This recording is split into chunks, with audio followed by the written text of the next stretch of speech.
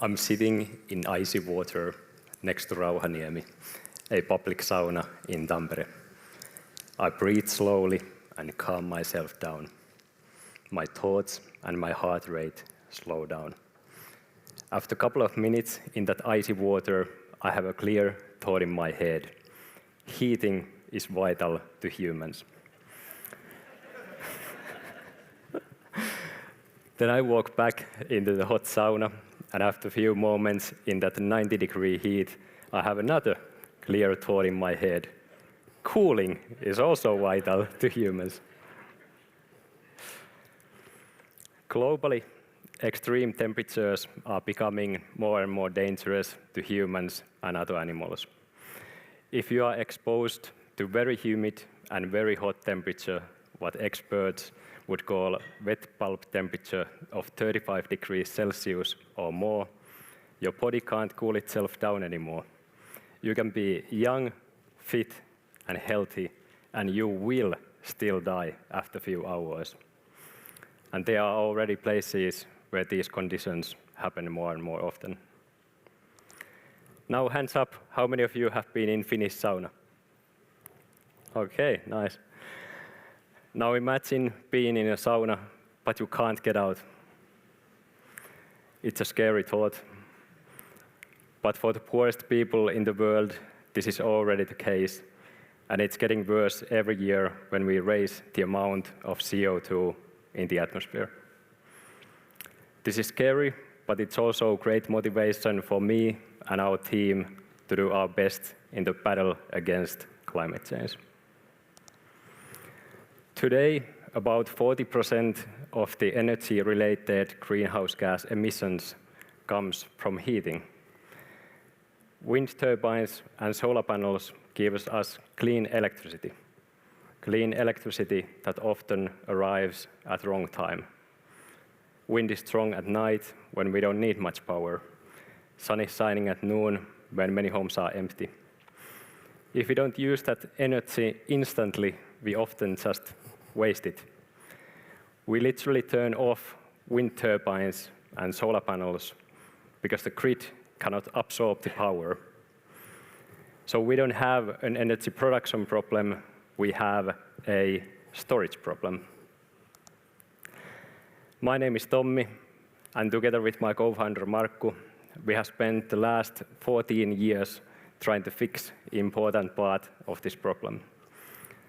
We met at the Tampere University of Technology, and we got really interested about energy storages and energy self-sufficiency.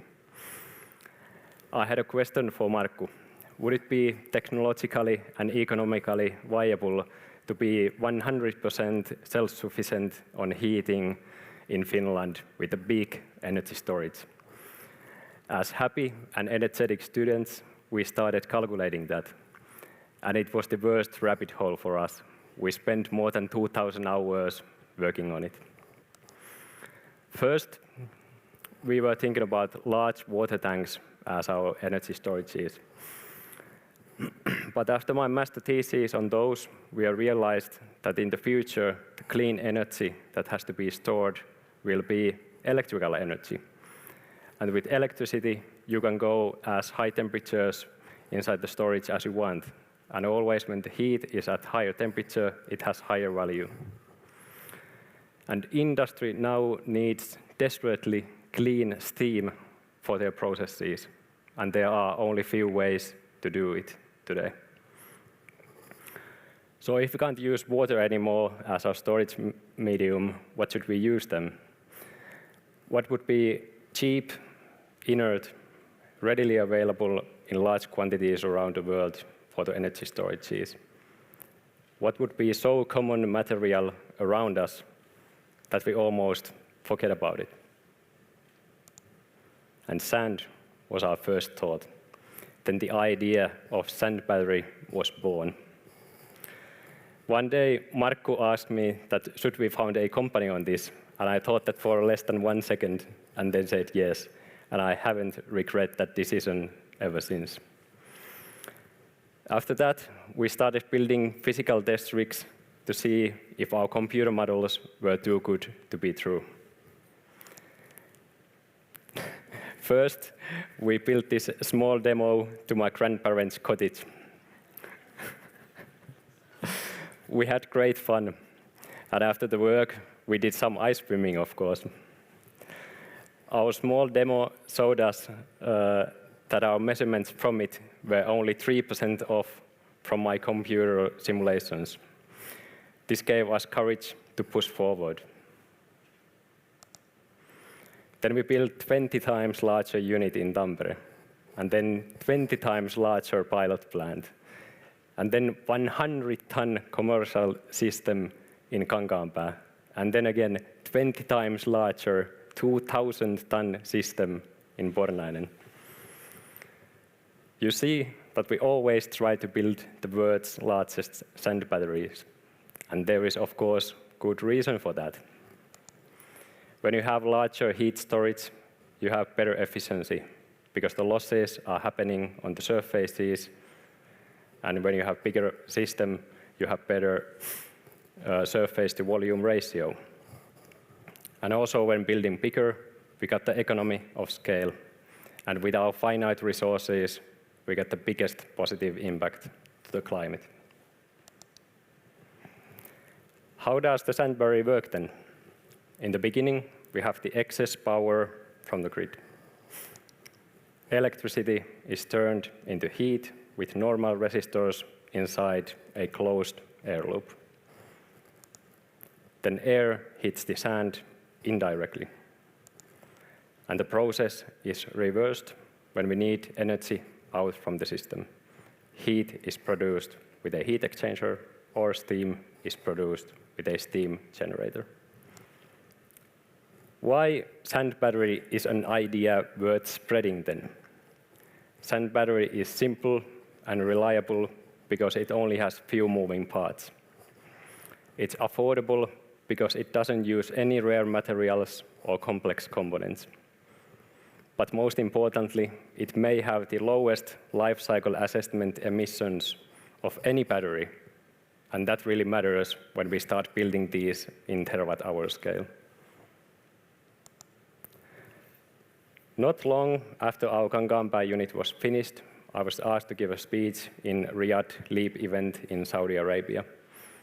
And when I flew there on a plane, I looked down from the window, and for hours, I saw nothing but sand.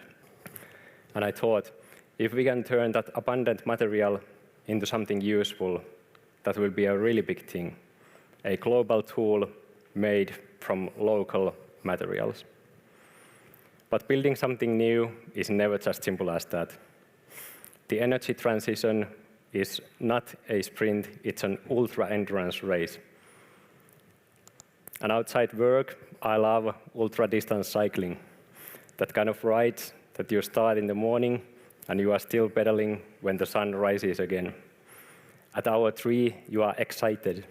At hour 8, you are questioning your life choices.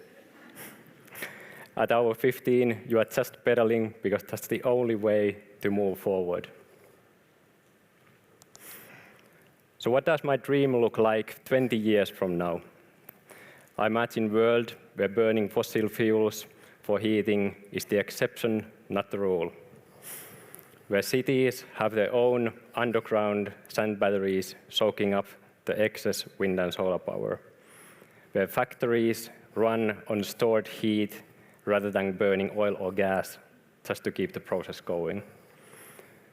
Where even smaller communities can have their own sand battery, giving them resilience when the prices spike or grids fail.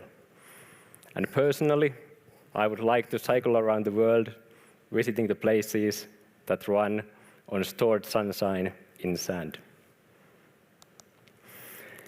Clean energy is already here. If we choose to waste it, we choose the pollution instead. Some ideas may sound crazy at first. Winter swimming in Finland, a battery made out of sand, cycling around the world. But crazy ideas combined with patience and hard work are how we change things. Let's terminate pollution together. We have the power and responsibility to do that. Thank you.